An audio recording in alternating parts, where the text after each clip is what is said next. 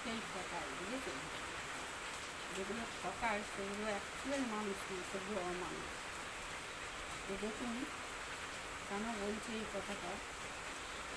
জন্তুর জানোয়াররা কিন্তু মানুষদের ঠকায় না, তারা দেখাবার হয়। দেখুন এই যে 3 পিস মাছ দেখছেন ঘাড়ের কাছে, দেখুন আরেকটা পায়। এই মাছটার দাম 150 টাকা নিয়েছে, বুঝতে পারছেন? আমরা মতন গরিব মানুষদের এই 3 পিস মাছ 150 টাকা কিনে খাওয়ার মতন ক্ষমতা নেই। তো সেই জন্যই বলছি আপনাদের যে কিছু অমানুষ কীভাবে মানুষদের ঠকায়। আর কী বলবো বলুন, দেখেও মনটা খারাপ লাগছে। বাজারে গেলে হয়তো 150 টাকা অনেক মাছ হতো, কিন্তু শরীরটা খারাপ, দিনের বেলাতে আমি বাজার যেতেই পারি না। ডাকে যাই, আর দাদা বসে, সকালে তো যেতেই পারি না, কাজকর্মে শরীরটা খারাপ, সবই জানি।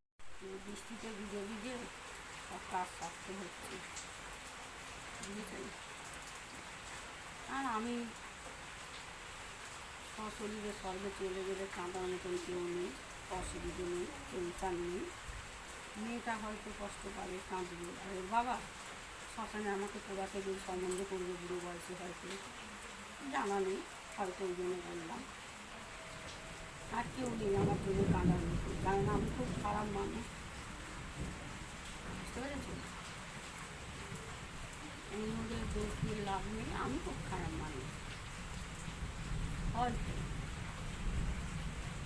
তো যাই হোক বন্ধুরা, সকলেই ভালো থাকুন, সুস্থ থাকুন, অবশ্যই সাবধানে থাকুন।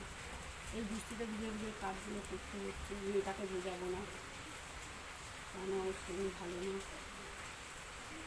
আমার তো ঘাটের দিকে ঠ্যাং বাড়িয়ে গেছে, গেলে আমার কি হবে, কেন মাছটা ঘাট